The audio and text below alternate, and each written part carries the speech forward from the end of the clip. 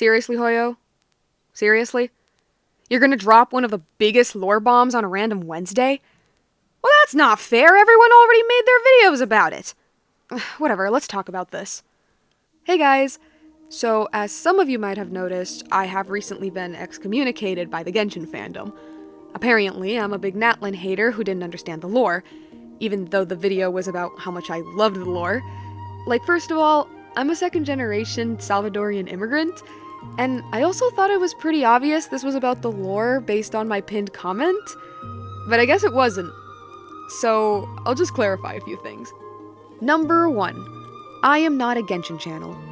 As much as my streams might have you believe, this channel's focus is actually on art and animation in general, so I really don't know what's going on all the time. All I knew was that people were hating on Natlan and I was falling in love with it. So I was like, hey, I like Natlan, I see that people don't. I'll make a video about how much I love it. Number 2. I'm a big history nerd. So I'm writing a little story, eh? And since this story takes place during a war, it has led me to researching about war and how it works and how it develops. That in combination with the personal experiences of my family. So when I said that I thought the tribes would be fighting for food and territory, what I was referring to was natural defenses and arable land. Arable land meaning farmable, by the way. Because, it's actually kind of insane just how important geography is to the success of a nation, especially during a pre-industrial age. And since Genshin already alluded to something like this with Orabashi and Watatsumi Island, it wasn't beyond the realm of possibility for me. Remember, this was before we knew Natlan was fighting the Abyss. Actually, this was before Natlan came out, period.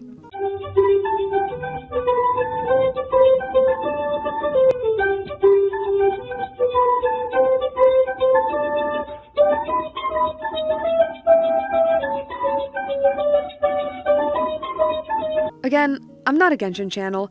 I just like to talk about the anime video game I really like. Speaking of that...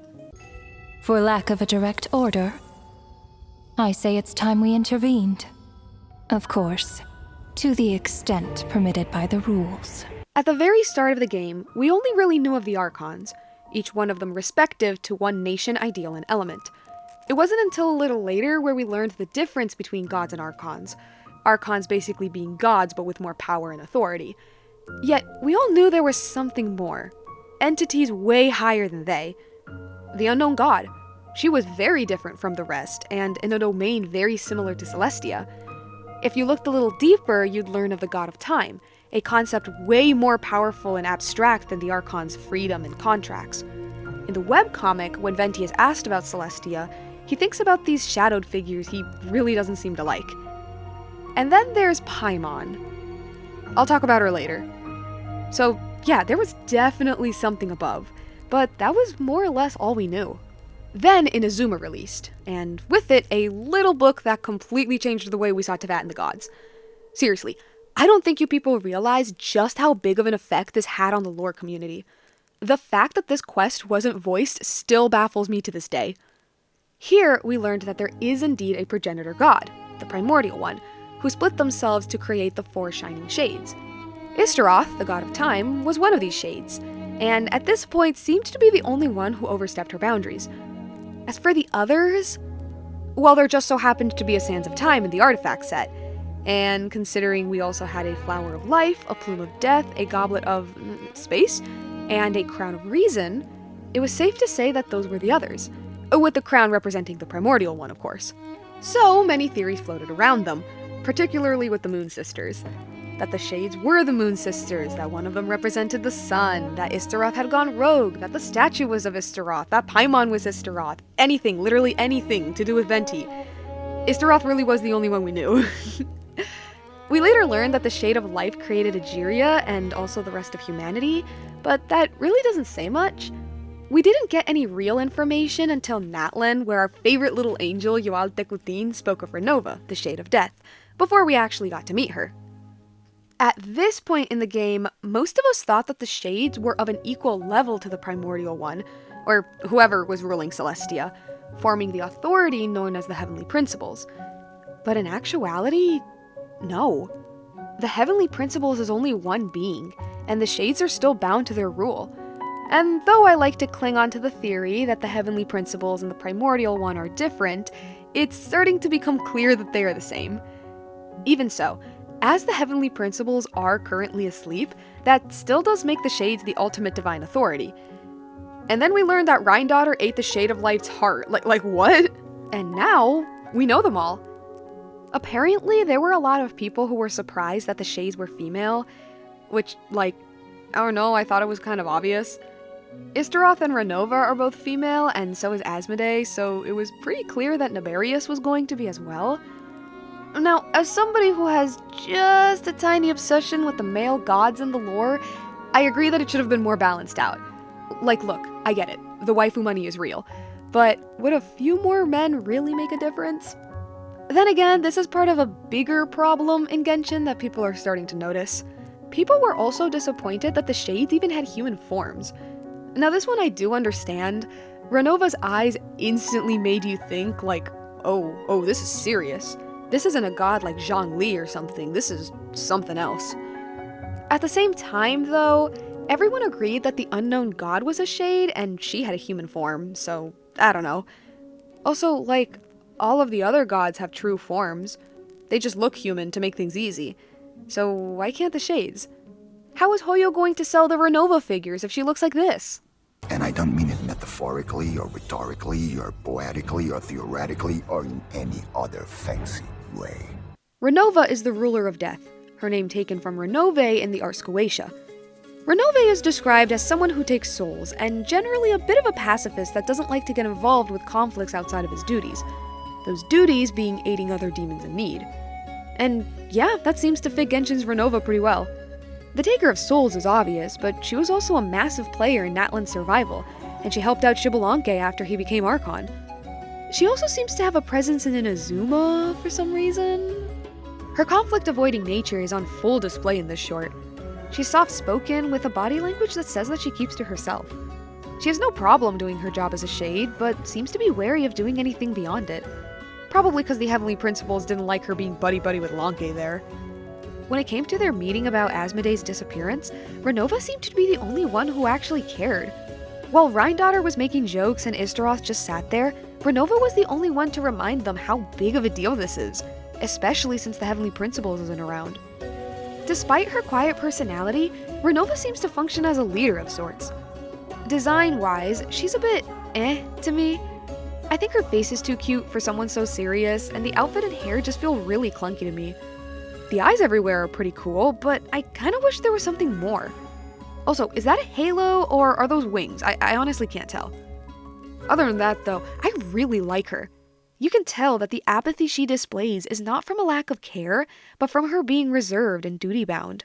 And yes, this includes the Curse of Immortality. We can talk endlessly about the morals of the Cataclysm, but one thing that Natlan and Sumeru made very clear is that forbidden knowledge, and by extension the Abyss, is, well, catastrophic. So to have a whole nation poisoned by the Abyss enter the weakened ley lines connected to the already weakened urban soul, yeah, that's not pretty. Of course, that doesn't mean people like Capitano weren't justified in their anger, but the decision made sense. All this to say, Ronova is probably the most interesting Shade for me at the moment, and I can't wait to see what they do with her. All I gotta do is be a good parent. Note to self, good parents don't leave their kids home alone. Naberius is the ruler of life, named after Cerberus. In the Ars Goetia, Naberius is an eloquent three-headed dogman that is knowledgeable in life, death, and evolution. Yeah, that makes complete sense for her. The three-headed dog part probably has to do with the fact that Rhinedotter fused with her, but I honestly have no idea. Not much is known about Naberius herself. The only real thing we know is that she helped the Primordial One create humans alongside with all other life in Teyvat. She also created Egeria to be the heart of the Primordial Sea after Nivelet's past life got the eviction notice. Unfortunately, that's pretty much all we know. Rhinedotter, however... that girl's wearing all of the hats. One of the 5 sinners, a member of the Hexen Circle, a freaking Shade. Rhinedotter consuming the heart of Naberius has been a thing hinted at since Albedo first released all the way back in 1.2. But of course, we had no idea who Naberius was. It wasn't until Paralogism where we learned the truth. I think it's safe to say that Rhinedotter is a bit of a controversial character. Back when we first learned of her, she seems to have been the cause of the cataclysm, and then we thought she wasn't, and now we know that she was a massive contributor. She does indeed have a fascination with life and the creation of it, with the side effect of all of her children going crazy, so her having an interest in Naberius does make sense. But that's not the thing that's crazy. It's the fact that they've become one. And even more shocking, that the other shades allowed this. Like, this isn't just a scientist, this is one of the 5 sinners. The people who contributed not only to the destruction of Conria, but also the rest of Tevat. Her creations are what decimated the land, poisoned Dvalin, and nearly ruined Inazuma's ley lines. So why would Naberius allow this? Why would the Shades allow this? Let's say Naberius was in a weakened state and fused with Rhinedotter to save herself. If she had to stay alive to keep the functions of Tevat, then why did she have her heart just sitting out there for anyone to find? On top of that, all of the other Shades seem to be perfectly fine, so what happened to Naberius specifically? And if you say Rhinedotter forced the fusion, then, again, why are the other Shades so okay with this? That's your sister, guys! Of course, there's the possibility that this fusion was a mutual agreement between the two, and it's the one that I currently believe. But then, of course, why the agreement? What's the deal with the heart? If anything, the short only made Naberius even more mysterious. We truly know nothing about this woman. I am liking their dynamic a little, though. Rhinedotter seems to be the one with all of the physical power, while Naberius is the one always keeping her in check. So she's still basically the one in charge. On to the design. No, the real design. She looks like Farina, and I think that's absolutely adorable. Naberius is the creator of Egeria, who created Focalor, who herself created Farina, so there's like a little family going on there. As for the version with Rhinedotter, I am in love with the chromosomes in her eyes and the double helix as a halo. It is so perfect for the god of life. But as for their personalities, I don't know, man. I think I might need a little more time with them. It's more like a big ball of wibbly-wobbly, timey-wimey stuff. As I've mentioned before, Istaroth was hinted at since basically day one. If you didn't know of her from that island in Mondstadt, then you heard of her from Enkanomiya. She helped Enkanomiya when no other god would, and actively helped A plant the Sakura tree to help them from the cataclysm, both being actions the Heavenly Principles wouldn't have liked. Because of this, many people assumed she was the most rebellious of the Shades. Well, if you ask me, I do believe Istaroth has issues with the Heavenly Principles, but maybe not as much as we thought. And the same thing could be said with Ronova. Friendly reminder that the Shades are fragments of the Heavenly Principles, so much of their personality could easily reflect theirs. And I know this might sound weird to some people, but the whole reason we thought the Primordial One and the Heavenly Principles were different beings was because there was a personality shift. It could be that Istaroth and Ronova were closer to what the Heavenly Principles used to be. They were created during that time. Okay, but tangent aside, Istaroth is the ruler of time and is based off Astaroth, who has the ability to see in the past, present, and future, and has assistants such as Barbados and Amon. Huh. Astaroth is said to be a mentor to those in need, and despite being a demon, he is much more interested in the affairs of humanity. This seems to be hinted at in the animated short, while as Ronova is worried about Asmoday's absence and Rhinedotter is just messing with her, Istaroth really seems to not care much. At the same time, it could just be that she knows the future and knows how everything will play out. Considering she was the only Shade we knew about for so long tells us that she's definitely interested not only in the affairs of humanity, but in helping them as well. She even allowed herself to be worshipped by not one but 2 civilizations. Ronova didn't even do that with Natlan. Despite her disinterest though, we can see that Istaroth is still very perceptive as she knew that Piero was watching them. But let's be honest here. The main reason we know about her is her connection with Genshin's first playable character. Don't let the silly bard act fool you, for Venti's connection with her runs deep. I could literally make a whole video analyzing this guy, but I'm gonna try not to do that today.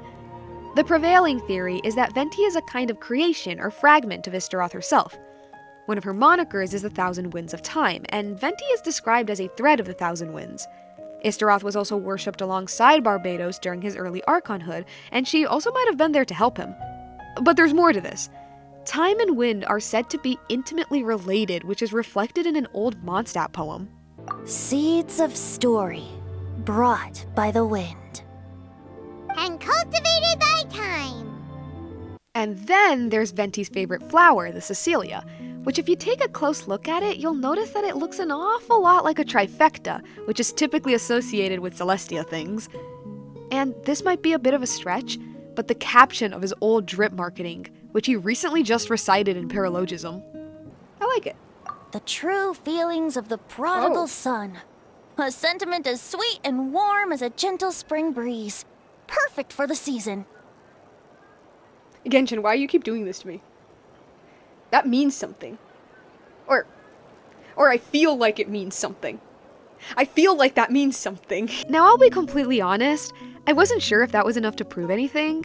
And yeah, I know, that's blasphemous to say as a Venti fan, but there was always a chance we were just looking into things too deeply, and it was just some sort of partnership like with A. These meetings are just a formality. Does it really matter that only 3 of us are here? Oh my god, they share a voice actor. You know what? Forgot what I said. There's something there. Something is definitely there. Design-wise, I don't have much to say other than she's gorgeous. I love her massive halo with its dangling clock hands, though I do wish that there was something more in her eyes. Maybe it could have looked like an analog clock, but at the same time, I don't want to kill the animators more than they already have been. We look out into space for an answer, but just find spheres orbiting spheres. We look inside ourselves for an answer, but just find spheres orbiting spheres. And there she is, the unknown god, the cause of all our problems. Even now, there's not much on her specifically. In the Ars Goetia, he is said to be a servant of Amon? But I don't know if there's any connection there. Probably. Maybe. For the longest time, people thought that Asmoday was the most loyal to the heavenly principles. I mean, she literally calls herself the sustainer of heavenly principles. But now we know that, no, she's not. As Istaroth put it, she switched sides. Maybe when she confronted the Traveler and their siblings, she wanted to keep up appearances? I don't know.